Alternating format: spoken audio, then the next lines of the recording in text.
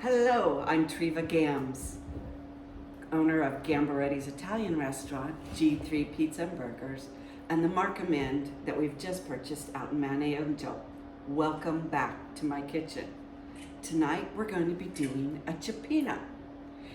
And there's some fun history with cioppino, and I am drinking a little red wine, but I'm going to tell you a little bit about that while the cioppino is steaming, because we're going to have a little time to chit-chat. But cioppino, and we're going to talk a little bit about the Super Bowl maybe, is that it comes from San Francisco. In the Italian area, they have a great little district, and the fishermen there created a seafood stew with the Italian kind of ingredients. So that's what we're going to make tonight. I am used to make this for my family every Christmas Eve, and it started when I lived up in British Columbia. And there's lots of different recipes that you're going to find out there and different ways to do it. And as I've talked to you a lot of times, cooking is a passion and it's about your own personal taste and flavors.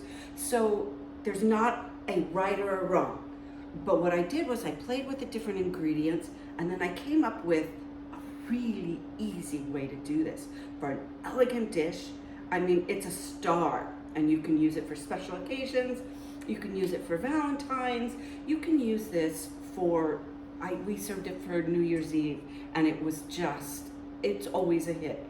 It's got wonderful ingredients that you can switch out to your budget, to whatever you have. So you saw some of the ingredients that I put on the Facebook page, but there's also, I've switched it up a little bit today on what I could find and what was available. So that's what I'm gonna run with, but we're gonna talk about how to do the base, and it is a red tomato seafood stew. So I started out with the ingredients, and then I put these in my Cuisinart over here, and I did them really, really fine. And the reason is this broth is just spectacular without a lot of chunks. And to add a little chunk besides the seafood is the tomatoes that I did cut up, and we're gonna add those a little bit later. But I'm gonna saute this, and this is the celery, your carrots, your onion, and you can use a leek. And I actually added a little bit of fennel, and I did not put that on my list. So if you wanna add that and put that to it, fennel kind of just adds a little bit of that licorice, a really nice flavor. So I've got a large stock pot is what you're gonna need to do this, because we're gonna do a lot of steaming on our seafood. So to get our start, we're going to take and add olive oil, and I want you to coat the bottom really, really thick, so that when we saute these vegetables here, I'm gonna go ahead and get this started.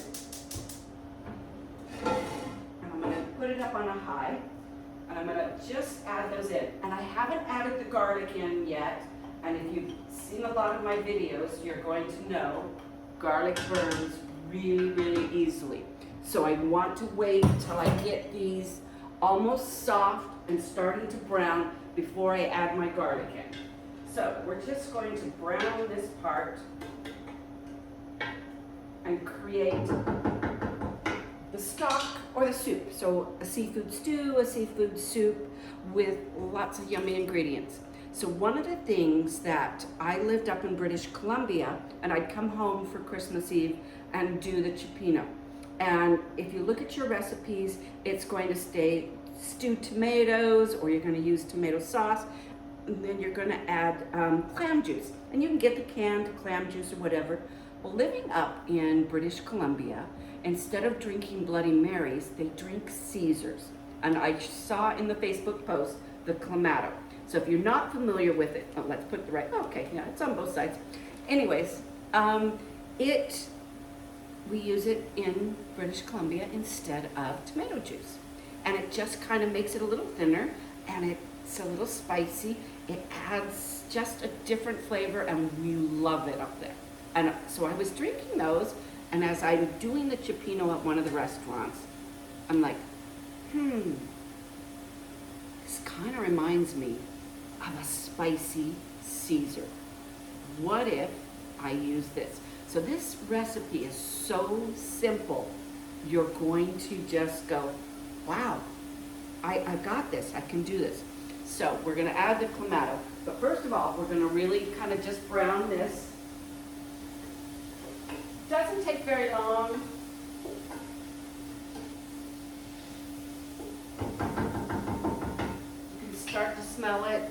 It's gonna give you your aromatics. Again, celery, onions. Then when we add our garlic, and I went ahead and I minced it up. This is probably 4 to 5 garlics. What we did with this recipe is probably 4 to 6 servings. 4 is going to give you a little more seafood, but it will stretch and feed 6 people very, very still deliciously. So added the garlic in, and we're going to keep that just kind of browning, saute up.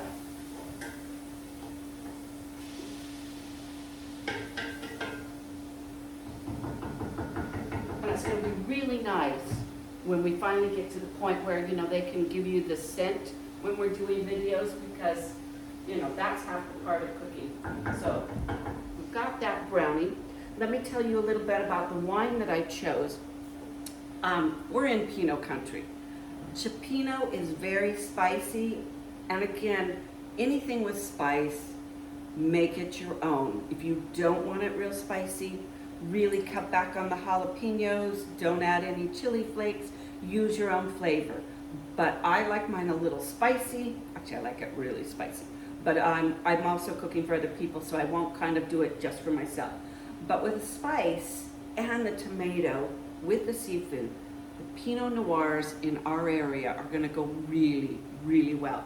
So I chose Argyle tonight, and it's a lovely Pinot. I think right now I've got the Spirit House. It's gonna go very, very well. It's going to hold up to the spiciness, but it's not a heavy dish. So the wine isn't too heavy. If you're going with like a Cab or a Zin, that's gonna feel a little heavy and compete against your broth. And the broth, seafood's always a star, but the broth is going to be really, really amazing. You're gonna like this. So I chose the Argyle. Cheers. Great for Valentine's. You can pick up any at all of our stores here, or even hit up the wineries before you go out this Valentine's, which is next Wednesday. Wow, it's coming fast. Cheers. Okay, so it's smelling, I'm hearing the sizzling. That's good. So what we're going to do is, I've got 2 of these, and I've got about 1 3/4, and you're wanting to use about probably 3. This will do 3 people on one of the on the 32 ounce. So I'm just going to add that in directly, and then I'm going to add the other one.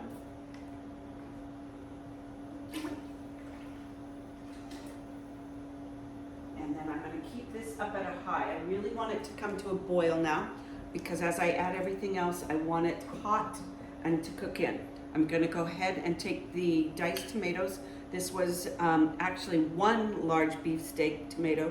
You can use 2 of the Romas, and then again, once we get to summer and you've got fresh tomatoes doing anything, you do that.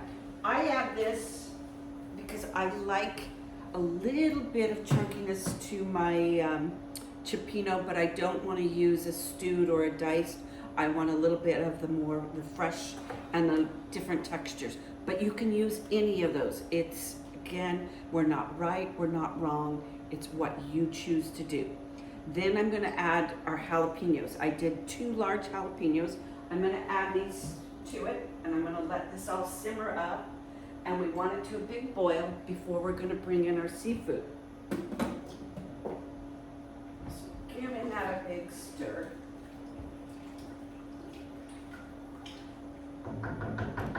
And like any Bloody Mary or a Caesar in Canada, Worcester is the ingredient that's going to really kind of kick it up a bit, but not the same as the jalapeno. So I like my drink muddy, so I like lots of Worcester. That makes it a little brown. So this is an ingredient. Again, I'm terrible at measuring, but I'm going to add quite a bit. There's about 7 big bowls of that. And then I'm going to taste, because I may want a little more. And it's important that we taste what we're making. And I think, you know, you watch any of the other cooking shows or things like that, they're going to tell you, you've got to taste, because we can put everything in and the recipe may not be the same as we did last time because our tomatoes may be sweeter. The something else, the jalapenos were really hot this time. This time they were mild. So it's going to change up how your flavors are going to go. Sometimes the clams are a little bigger. Sometimes they're a little sweeter. So those are the things that we're going to do. And I'm going to grab a spoon here so that I can get a flavor profile on what I have so far.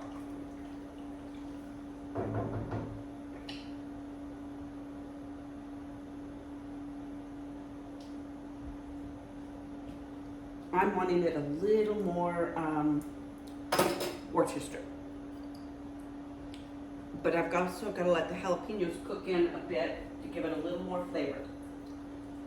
So while I'm trying to bring this into a boil, we are going to pause for a moment, and then I'm going to tell you about my cocktail suggestions, and then we're going to get everything on the seafood steamed, and we're going to be done that easily. I'll be back in just a few.